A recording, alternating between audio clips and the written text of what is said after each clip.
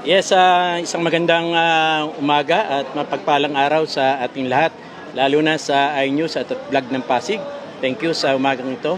Ako nga po pala ang dating kapitan po ng Barangay Santo Tomas, Josepino Joey Mojica, at narito po kami kasama ng aking mga kagawad at aspiranting kagawad na para mag-ahim po ng aming kandidasi sa COMELEC. Monching San Juan po mula po Purok Uno sa hanin tatlong gulong. Mula po sa Purok Uno, Barangay Santo Tomas. Ako po si Suhaili Amir mula po sa Purok 7, Muslim Pride po ng Muslim Community. Good morning po sa vlog ng Pasig at saka sa iNews. Ako po ang inyong Kuya J Jimenez. God bless po, tumatakbo pong kagawad sa Barangay Santo Tomas. Magandang umaga po sa iNews at sa vlog ng Pasig. Ako po si Amado Garcia mula sa Purok 4. Good morning, Pasigenyo. Ako po si incumbent Kagawad John Mojica po. Good morning po.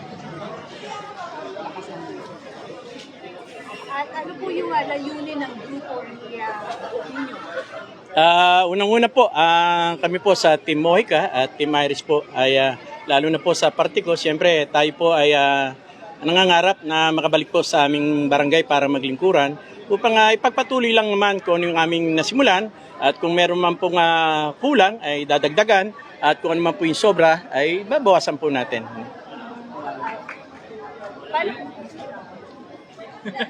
Paano po nabuhay yung inyo pong Actually naman, siyempre nabuo itong team na to, hindi naman sa pagano ay wala na tayo mawala sa ating posisyon.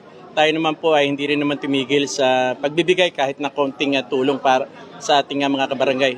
At ito naman po mga kasama ko ay ito po naman ay talagang pinili at alam ko po na sila naman ay kahit hindi po sila nanunukulan sa ngayon ay matagal po silang kumikilo sa kanilang purok at alam ko po na sila po ay nakagawa na rin kahit papano sa kanilang mga lugar ng ikang serbisyo para po sa aming Barangay Santo Tomas. Ayan, sa pagbabalik niyo po, Kap, kung mapagbibigyan kayo, ano pa yung mga specific na gusto niyong ibalik sa inyong barangay?